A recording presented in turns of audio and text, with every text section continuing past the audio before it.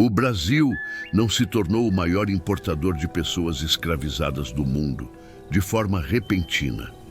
Esse lugar foi construído lentamente, decisão após decisão, ao longo de décadas em que a lógica do lucro se sobrepôs a qualquer limite moral. Para entender como isso aconteceu, é preciso observar o funcionamento do sistema colonial português como um todo, e não apenas o tráfico em si. O que estava em jogo não era apenas a compra de mão de obra, mas a estrutura completa de uma economia que passou a depender da escravidão em escala gigantesca. Desde o final do século XVI, a produção açucareira no Brasil já havia se consolidado como o principal motor econômico da colônia. Os engenhos se multiplicavam, especialmente no Nordeste, e a demanda por trabalhadores crescia em ritmo acelerado. A tentativa inicial de explorar a mão de obra indígena havia se mostrado insuficiente para sustentar essa expansão. Mortes em massa, fugas constantes, resistência armada e a própria instabilidade do controle sobre as populações nativas tornaram esse modelo inviável para os interesses coloniais de longo prazo. A solução encontrada foi ampliar aquilo que já vinha sendo testado: a importação sistemática de africanos escravizados. Portugal possuía uma vantagem estratégica decisiva nesse processo. Diferente de outras potências europeias, os portugueses mantinham contato direto e contínuo com a costa africana desde o século XV. Haviam estabelecido feitorias, alianças locais, rotas marítimas regulares e uma rede comercial já voltada para o tráfico humano antes mesmo da colonização efetiva do Brasil. Quando a colônia passou a exigir grandes quantidades de trabalhadores, essa estrutura já estava pronta para ser ampliada. O Brasil tornou-se, assim, o destino ideal. Outro fator fundamental foi o tamanho do território. A extensão continental do Brasil permitia a criação de grandes propriedades agrícolas, muito maiores do que aquelas existentes em outras colônias americanas. Essas unidades produtivas exigiam um número elevado de trabalhadores e, ao mesmo tempo, dificultavam qualquer forma de fiscalização efetiva por parte da coroa. Isso favorecia tanto o tráfico legal quanto o contrabando de pessoas escravizadas. A própria administração colonial contribuiu para esse crescimento.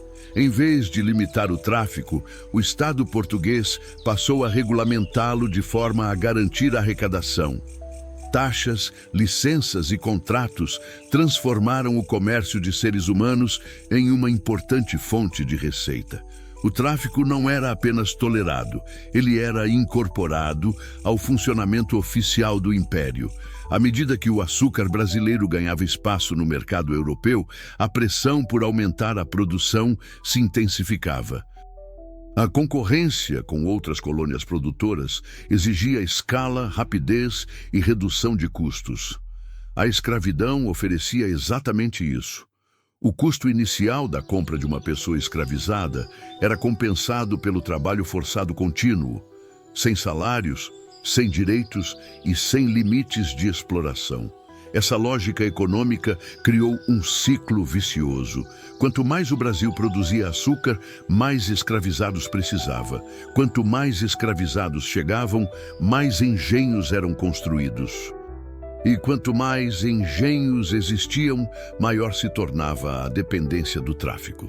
Ao mesmo tempo, o Brasil passou a concentrar investimentos que outras colônias não recebiam. Portos como Salvador, Recife e, posteriormente, o Rio de Janeiro foram adaptados para receber navios negreiros em grande escala. Armazéns, mercados, áreas de quarentena e espaços de leilão surgiram como parte da paisagem urbana. A escravidão deixava de ser um elemento periférico e se tornava visível, cotidiana, estruturante. A coroa portuguesa também enxergava o Brasil como uma colônia mais promissora do que suas possessões na América ou na África. Isso significava maior tolerância a abusos, maior flexibilidade nas regras e menor fiscalização efetiva. O importante era manter o fluxo de riqueza constante. Outro elemento decisivo foi o colapso de outras áreas fornecedoras de produtos tropicais. Com guerras, crises e mudanças no comércio internacional, o açúcar brasileiro passou a ocupar espaços deixados por concorrentes. Para suprir essa demanda, o número de africanos traficados precisou crescer ainda mais. Assim, o Brasil deixou de ser apenas um destino importante e passou a se tornar o principal. Esse crescimento não ocorreu sem consequências internas. O aumento vertiginoso da população escravizada transformou a sociedade colonial de forma profunda. Em várias regiões, os africanos e seus descendentes superavam numericamente os europeus e seus descendentes. Isso gerava medo constante entre as elites, que respondiam com leis cada vez mais violentas, castigos exemplares e sistemas rígidos de vigilância. Mesmo assim, o tráfico não diminuiu. Pelo contrário, a solução encontrada foi importar ainda mais pessoas, como se o problema da resistência pudesse ser resolvido com quantidade. O Brasil começava a assumir um papel central no tráfico atlântico, não apenas como consumidor, mas como eixo do sistema. Navios saíam da Europa carregados de mercadorias, seguiam para a África, atravessavam o Atlântico até o Brasil e retornavam com açúcar, tabaco e outros produtos coloniais. Esse circuito triangular colocava a colônia no centro da engrenagem econômica global.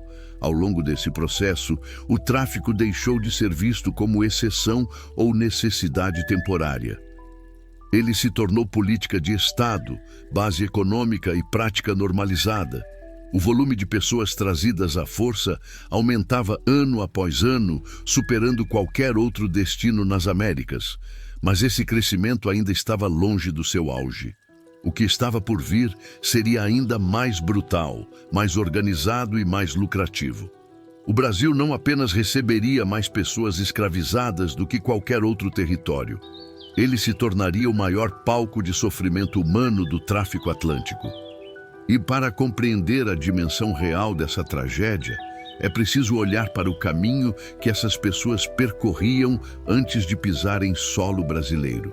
Um caminho marcado pela fome, pela violência e pela morte. Esse caminho começava muito antes do Atlântico. Antes mesmo dos navios, antes das correntes, antes dos porões. Começava nas guerras internas do continente africano, muitas delas estimuladas ou agravadas pela própria presença europeia. Reinos africanos passaram a capturar prisioneiros não apenas como consequência de conflitos tradicionais, mas como parte de uma engrenagem comercial que recompensava a captura humana com armas, tecidos, bebidas e prestígio político. O tráfico não criou essas guerras, mas transformou sua lógica, ampliando sua escala e brutalidade. Os prisioneiros eram forçados a marchas longas até a costa. Caminhavam semanas, às vezes meses, acorrentados uns aos outros, sob vigilância armada. Muitos morriam no trajeto. Aqueles que sobreviviam chegavam aos portos africanos debilitados, feridos, desnutridos e, ainda assim, considerados mercadoria apta para venda. A seleção era fria. Quem não atendia aos critérios físicos era descartado ali mesmo. Ao embarcarem nos navios negreiros, a violência atingia um novo patamar. Os porões eram projetados para maximizar o número de corpos transportados, não para preservar vidas. Homens, mulheres e crianças eram empilhados em espaços onde mal podiam se mover. A travessia durava semanas, às vezes meses, dependendo das rotas e das condições do mar. Doenças se espalhavam rapidamente. A morte era constante. Ainda assim, do ponto de vista econômico, o sistema funcionava. As perdas humanas eram calculadas. Os traficantes sabiam que uma parte dos cativos morreria no caminho, e o preço final já levava isso em conta. O lucro permanecia alto o suficiente para justificar a repetição contínua da prática. Quando os navios finalmente alcançavam o Brasil, o sofrimento não cessava. Pelo contrário, ele apenas mudava de forma. Os sobreviventes eram desembarcados, lavados, alimentados minimamente e exibidos para venda. Seus nomes, línguas, histórias e identidades eram apagados.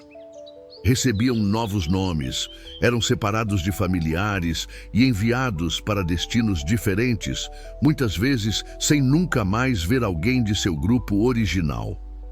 O Brasil absorvia essas pessoas em uma escala sem precedentes. Nenhuma outra colônia recebeu tantos africanos escravizados ao longo de sua história. Isso se deveu à combinação de fatores que se reforçavam mutuamente: uma economia baseada em grandes propriedades, uma elite dependente do trabalho forçado, um Estado que lucrava com o tráfico e uma sociedade que naturalizou a violência como parte de sua estrutura.